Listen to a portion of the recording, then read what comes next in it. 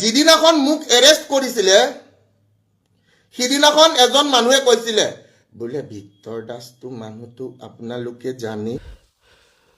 অসমৰ মুখ্যমন্ত্ৰী হিমন্ত বিশ্ব শৰ্মাক ভালকৈ এশেকা দিলে এইজন ভিক্টৰ দাসে হয় মই ভিক্টৰ দাসৰ সম্পূৰ্ণ ভিডিঅ'টো আপোনালোকক দেখুৱাম আপোনালোকে ভিডিঅ'টো চাই আচৰিত মানিব আচলতে হিমন্ত বিশ্ব শৰ্মাৰ যি দুমুখীয়া চৰিত্ৰ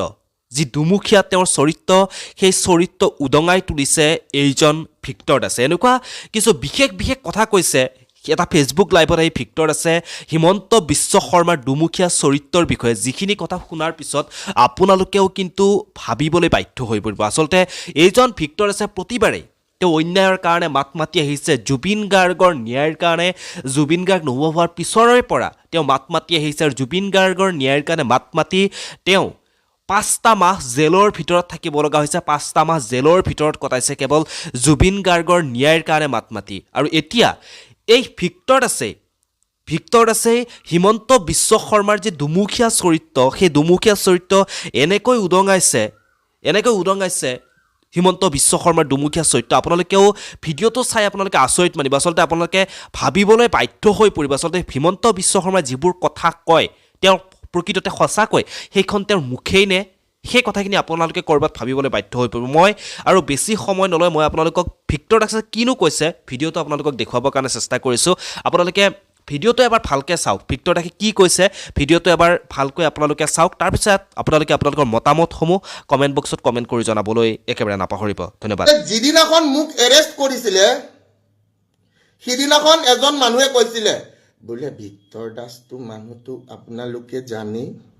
ভিক্টৰ দাসক আমি সাংবিধানিকভাৱে এৰেষ্ট কৰিছোঁ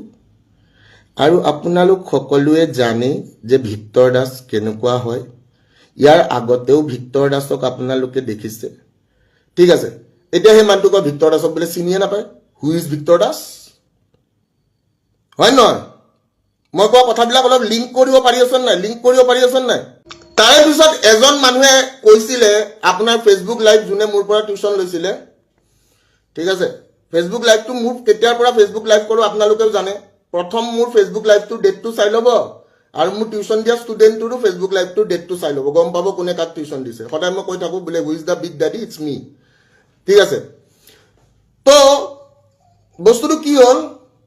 হঠাৎ একদিন ফেচবুক লাইভ আহি একো ক'বলৈ একো বিচাৰি পোৱা নাই কি কওঁ আপোনালোকে এটা কথা জানিব যে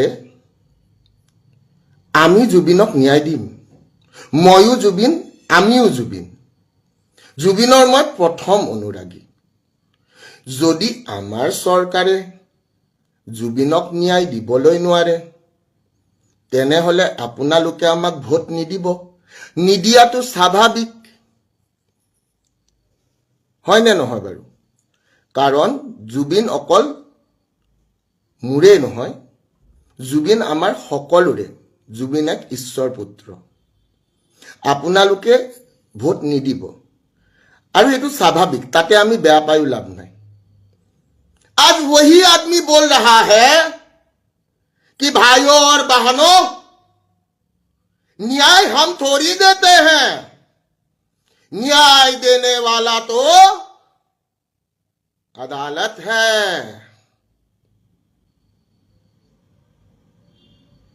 अब अदालत के द्वार को ठकठकाइए हम जब भी आसाम आते हैं हम गमछा लेके जाते हैं लेकिन गमछा लेके जाने के बाद यही सोचते हैं कि केनाय